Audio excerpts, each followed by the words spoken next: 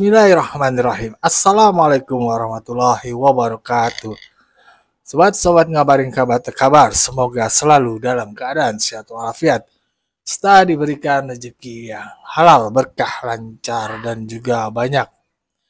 Bentor Suryadi yang bikin isu terbaru terkait dicetaknya ijazah Pak Jokowi di Pasar Pramuka. Begitu isu yang tersebar, kabar yang tersebar. Dan bawa-bawa nama Pak Andi Wijayanto ya, politisi PDIP juga. Tapi ini ada kenyataan fakta yang pahit untuk mereka yang para penuduh ijazah Pak Jokowi palsu. Ya, Pak Andi ini langsung diwawancara oleh TV Sentana ya. Beliau ini mewawancari langsung tentang kebenarannya apa yang dikatakan tentang Bentor Suryadi ya terkait dicetaknya ijazah Pak Jokowi di Pasar Pramuka. Begitu dugaannya. Dan ternyata apa yang dikatakan Pak Andi. Dan itu sangat pahit menurut gua buat Sentana TV, Rismon, dan kawan-kawannya. Mari kita simak bersama videonya. Let's go. Kita play. Selamat siang Pak Andi Wijayanto. Woi. Saya dari Sentana TV, Pak. Jadi kemarin itu ada kawan saya, Bang Bentor Suryadi, menyampaikan sesuatu bahwa ada yang dilakukan di Pasar Pramuka, Pak. Dilakukan di Pasar Pramuka yaitu pembuatan sebuah ijazah. Nah, tadi saya tanya Pak Janes, ternyata Pak Janes juga tahu bahwa ada lokasi seperti itu di Pasar Pramuka. Ada. Kira-kira menurut Pak Andi, apa Bang Bentor ini asal ngomong atau ada kebenarannya, Pak? Yang pasti saya tidak pernah berinteraksi. Nah, tuh. Jadi bukan diatur-atur itu ya? Nah tuh, Pak Andi nggak pernah berinteraksi sama Pak Bentor ya. Artinya apa? Cuma katanya, ucap-ucap doang. Nyebut nama Bapak? Terkait apapun. Ya. Ijazah Pak Jokowi sebagai sekretaris tim kampanye ya. di 2014. Tugas saya memastikan kelengkapan syarat administrasi untuk KPU, dan di 2014 syarat administrasi itu dinyatakan lengkap oleh KPU. Itu saja. Bersama Bang Rismon Sanipar ini. Iya. Tapi tidak ada interaksi apa yang saya lakukan dengan Bang Bentor. Ya udah bicarakan ijazah tersebut, termasuk dengan misalnya timnya Pak Jokowi ya, mungkin yang dimaksud David dan Widodo, kawan-kawan. Saya nggak ada interaksi. Nggak berinteraksi. Tapi memang Pak Andi sebagai sekretaris tim kampanye hari itu memang melihat ada ijazah aslinya yang dilegalisir. Saya melihat ijazah. Nah, tuh, dan lihat nggak Pak seperti yang beredar di media sosial belakangan ini? Saya cenderung nggak ingat ya. Itu 2014 itu tidak ada di kepala saya pertanyaan tentang keaslian ijazah. Saat itu di kepala saya seseorang yang dicalonkan sudah 2 kali wali kota, sudah 1 kali gubernur. Jadi tidak ada di pertanyaan di kepala saya untuk mengecek keaslian ijazah itu, dan saat itu KPU hanya menanyakan apakah gelar akademik akan ditulis di surat suara. Jika gelar akademik akan ditulis di surat suara, maka legalisir ijazah S1. Itu saja pertanyaan kami. Dan betul nggak Pak? Katanya KPU itu memverifikasi sampai datang ke UGM, sampai datang ke, nggak mungkin ya Pak ya? Itu tugas KPU. Itu sebenarnya tugas KPU untuk memastikan bahwa dokumen-dokumen kelengkapan syarat administrasi itu dinyatakan lengkap. Itu tugas KPU. Tugas kami menyerahkan dokumen-dokumen tersebut. Jadi Bapak nggak tahu KPU melakukan atau enggak ya? Tapi itu tugasnya memang. Saya asumsikan dilakukan ya, karena kemudian dokumennya dinyatakan sah dan lengkap oleh KPU. Nah itu faktanya Pak Andi yang ngomong sendiri langsung dari sumbernya. Iya, mau digiring-giring gimana itu? Dapat juga aslinya. Akhirnya Sentana TV dan juga Rismon mendapatkan fakta yang sebenarnya. Bahwasannya Pak Andi ini nggak pernah berinteraksi dengan namanya Bentor Suryadi kala itu.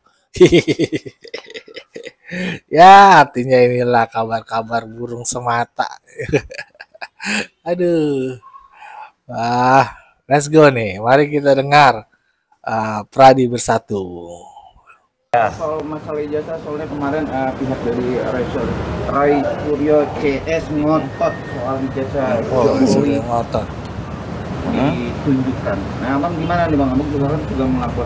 Gini loh ya, saya ingatkan lagi, kalau Pak Roy Suryo mau lihat ijazah Pak Jokowi sebenarnya mudah sekali. Nah, tuh. Dia sendiri Udah. aja datang ke Solo. Tuh. Ngomong Datang baik-baik. sendiri. Kalau dikasih bapak, kalau bapak nggak mau kan nggak bisa. Iya. Kan gitu. Itu intinya satu. Ya, yang kedua adalah Apa jangan tuh? bawa-bawa rakyat Indonesia. Betul. 80 juta itu ngaco. Ya, saya peringatkan Masih pada gelintir Pak doang. Roy ya. Sekali lagi, Bang Roy. Bang Ya, Roy. nggak usah lagi berhenti ikutin proses hukum, berhenti komentar-komentar sana sini itu malah memperkeruh suasana. Ini skripsi, entar kakak, entar KTP, sertifikat tanah, ini palsu semua jadinya. Kan gitu. Jadi gini loh, kalaupun ada proses yang namanya itu administratif, itu Iya. seperti apa? Nah ini datang Rismon nyari-nyari sana sini sana. Orang gini loh. Ya, saya ingatkan juga saudara Rismon. Nah, tuh. Pak Rismon, Anda datangin Pak Kasmujo, ya dia tidak ingin diminta keterangannya, itu melanggar HAM itu. Nah, Ingat, yang bisa menabrak HAM, hak asasi manusia, ya adalah perbuatan pidana. Betul. Ya, itu harus Anda mengerti dulu. Anda menabrak HAM orang, datang ke sana orang tidak mau, dipaksa-paksa nggak boleh loh. Nah, apapun itu jawabannya itu adalah ketegasan. Karena dia tidak mau panjang-panjang lebar tuh menjawab. Lihat dong gestur tubuh Pak Kasmujo itu kan nggak pengen loh. Nah, terus ya apalagi nih pertanyaannya yang mengenai pramuka. Pramuka. Nah, hati-hati Anda. Saya ingatkan Anda yang berkomentar terhadap bahwa itu dicetak di pramuka, Anda harus ada bukti konkret. Bila tidak, itu ujaran kebencian yang Anda sampaikan loh. Betul. Dan itu adalah fitnah, jelas itu. Itu ujaran kebencian itu memetakan antara kelompok masyarakat. Kenapa saya bilang kelompok masyarakat? Anda mengatasnamakan PDIP. Apa betul? Saudara berbicara atas nama PDIP? Betul. Atau apa? Nah ini, hati-hati. Jangan bawa-bawa PDIP. Ya, jangan bawa-bawa PDIP. Hati-hati di sini. PDIP dibawa bahwa ini PDIP sudah adakan pada saat Gubernur DKI bahwa ada di percetakan yang dilakukan di pramuka tanpa ada bukti. Hati-hati Anda. Saya ingatkan Anda hati-hati ya. Akan banyak korban-korban lagi yang ikut dilaporkan dan pelaporan polisi. Ya, saya ingatkan sudah. Ikuti proses hukumnya, kan ini sebentar lagi kami juga mendesak Polda Metro Jaya untuk segera menaikkan sidik. Terus yang kedua, ada pengacara yang mengatakan bahwa legal standing Pradi Bersatu tidak ada. Nah, kalau legal standingnya tidak ada, laporan polisi itu apa? Apa ya? Udah. Ya, jadi kita jangan membodohi pikiran masyarakat. Betul. Atau melakukan statement-statement ya yang merugikan masyarakat banyak. Betul. Yang menimbulkan korban. Betul. Dia berkomentar nanti di sosial media. Betul. ABC tanpa bukti dilaporkan lagi. Betul. Apa mau begitu terus pidana? Dan ingat ini pidana berulang. Saya sudah sampaikan kepada Polda Metro Jaya bahwa ini harus segera naik. Kenapa? Betul. Ini adalah jurisprudensi. Jurisprudensi itu hukum, ya. Jurisprudensi itu adalah hukum yang terhadap Bambang Tri, putusan Mahkamah Agung. Tahu pasalnya? Saya sampaikan kepada masyarakat Indonesia. Pasalnya adalah 28 ayat 2 dan 45A. Ya, 45A ayat 2. Dan itu adalah pelaporan Pradi Bersatu sama. Nah, tuh. Sama. Sehingga kami meminta Polda Metro Jaya patuhi hukum karena jurisprudensi adalah hukum. Cepat limpahkan. Gas. Cepat naikkan sidik. Kemudian kalau memang mau dilakukan penahanan, tahan. Ya, boleh. Nah, terus yang kedua, ya kalau memang Roy Suryo CS mau menghadapi laporan, nggak usah. Ini saya sampaikan lagi kepada masyarakat ini. Saya melihat dalam dialog publik, Ya, ini ada ketakutan nih. Ya, Sebenarnya siapa nih tuh yang dengan takut? laporan Roy, Pradi Bersatu nih. yes. Ya, ada ketakutan nih. Iya, Sehingga pasti. tidak disinggung. Yang disinggung 310, 311 yang sifatnya tidak bisa ditahan. Ya, karena kalau laporan Pradi Bersatu itu minimal 6 tahun tuh. Ancaman hukumannya 6 tahun tuh. Ush. Jadi ditahan tuh, makanya dia Banyak selalu tuh. geser tuh. Ada framing, ada arahan. Jadi mengarahkan itu kayak pengadilan ya, kayak semua yang namanya pengacara itu tahu kalau diarahkan itu ke 310, 311. Tapi kalau 160 ada ketakutan di situ. Nah, Saya memperhatikan ya gestur daripada pihak sebelah nih. Nah, seperti itu. Ada ketakutan tuh. ya begitulah sobat-sobat tadi apa kata Pradi Bersatu ya. Bang siapa itu namanya tuh, tegas itu beliau bilangnya. Ya, ini kalau Bapak tadi bilang kan nih ada ketakutan di kubu Roy CS nih ya kan. Kayak lari-larian terus tuh. Rismon juga dikasih tahu tuh. Rismon, Roy Suryo dan kawan-kawannya tuh hati-hati. Tadi udah Pak Andi juga udah bilang Pak Bentor itu nggak pernah dia langsung temu langsung atau berkaitan tentang sesuatu hal pada saat itu.